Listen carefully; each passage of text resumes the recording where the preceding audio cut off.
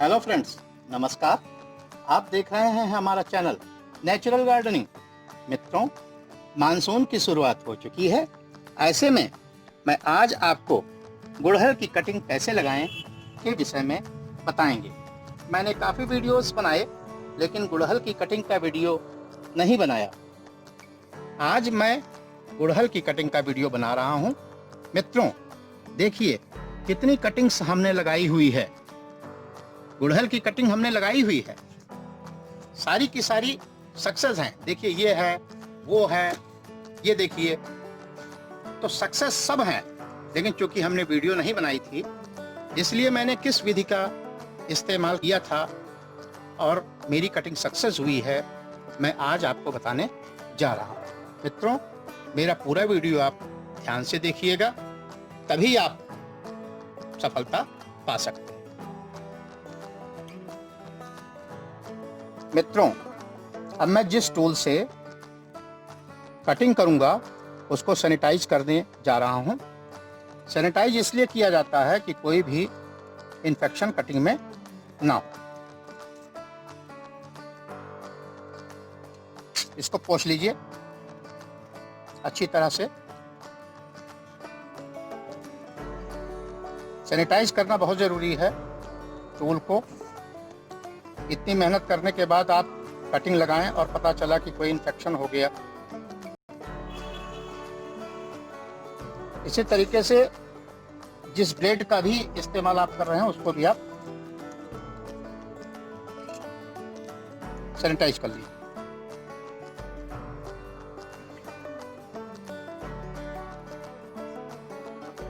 Sanitise करने की कार्रवाई मित्रों पूरी हुई। मित्रों, अब जिस ब्रांच से आपको कटिंग लेनी है, ये ब्रांच पहले से काट कर रखी गई है। अब इनमें से हमने 8 से 10 इंच की कलम लेनी है और 2 कलम निकल जाएंगी। जिस समय मैंने इस ब्रांच को काटा था तो उस समय पे यह ध्यान रखा था कि जो ब्रांच काटी जा रही है कलम के लिए, क्या उसमें कोई दाग तो नहीं है, कोई जला कटा तो नहीं है। अगर ऐसा कुछ होता है तो आप उसको पहले से ही निकाल दें या उस टहनी को आप कटिंग के लिए ना इस्तेमाल करें। बिल्कुल फ्रेश टहनी होनी चाहिए, ब्रांच होनी चाहिए, उससे ही आप कटिंग करें। अब इसको हमने 2 भाग में निकालना है। 8 से 10 इंच लंबाई होनी चाहिए एक कलम की। देखिए,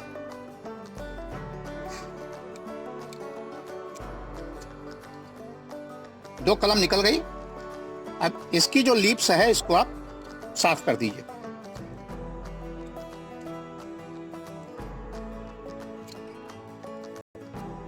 कोई पत्ती छूटनी नहीं चाहिए।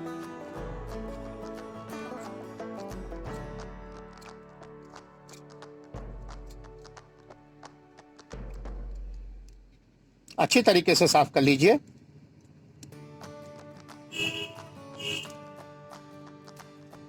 ये एक कलम आपकी तैयार हो गई है। दूसरी भी इसी तरीके से आप साफ कर लीजिए।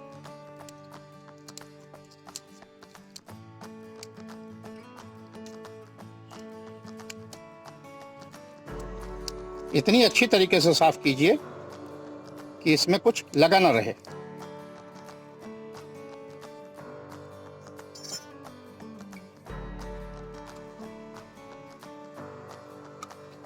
ये साफ हो गई। अब ध्यान देना है मित्रों कि 2 कलम तैयार हो गई है। इसको आप 45 डिग्री एंगल पर काट लीजिए नीचे से, और दूसरी वाली भी। जैसे पहले छोटे बच्चों की सेठे की कलम होती थी, उसी तरीके से इसको भी आपने काटना है। अब ब्लेड से साफ कर लीजिए।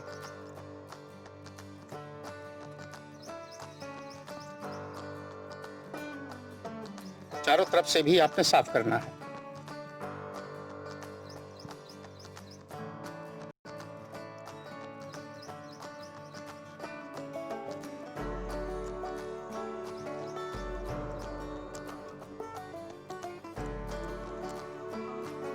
कलम तैयार हो गई।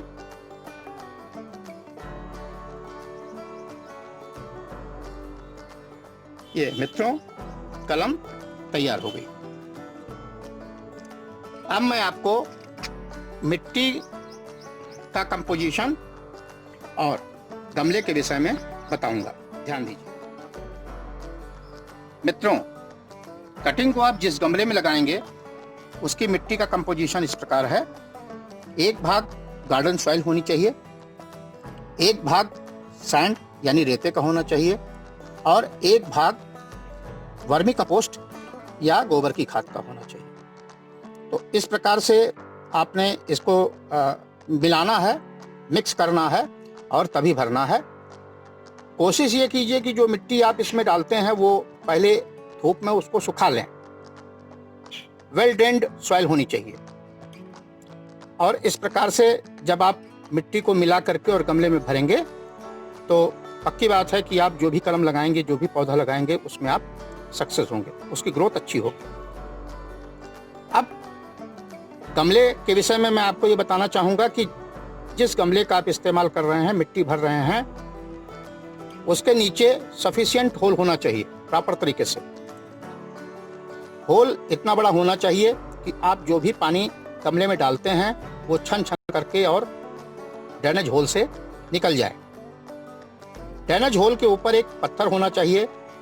पत्थर रखने के बाद ही आप मिट्टी को हमेशा भरें, यह हमेशा आपने ध्यान रखना है। मित्रों, ये कलम तैयार है। अब इसको किस प्रकार से लगाना है देखिए, ध्यान दीजिए। मैंने स्क्रू ड्राइवर से इस पे छेद कर रखा है 2 मिट्टी में। कलम का मोटा वाला भाग जो कि 45 डिग्री एंगल पर मैंने काटा हुआ है, इसको 2 इंच मिट्टी में डालना है। कलम बिल्कुल सीधी नहीं होनी चाहिए, थोड़ा टेढ़ी होनी चाहिए। देखिए,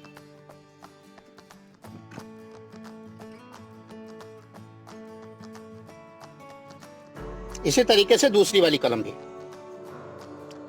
कम से कम 2 इंच अंदर जाना चाहिए मिट्टी के। अब इसको आप कलम को पकड़ करके और चारों तरफ से मिट्टी दबा दीजिए।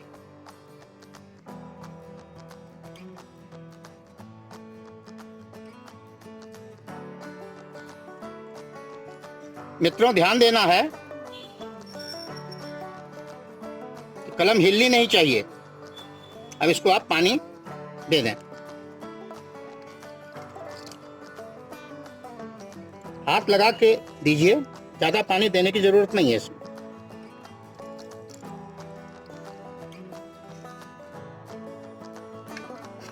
मित्रों, ये हमारी गुड़हल की कलम गमले में लग गई।